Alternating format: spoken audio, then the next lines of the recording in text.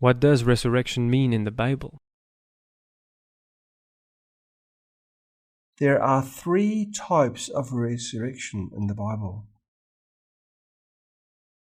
Number 1, coming back to life after death.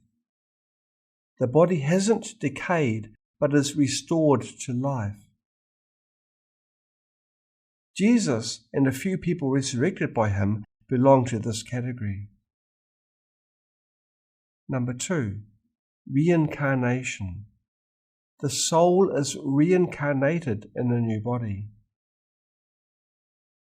Those who have died for many years as witnesses of Jesus and are resurrected belong to this category. Since they no longer have a physical body, they must undergo reincarnation to be born again. Number 3, spiritual rebirth. This type has nothing to do with the physical body. Whether the body is dead or not, the soul can get rebirth. After the body dies, the soul can enter the kingdom of heaven and attain eternal life.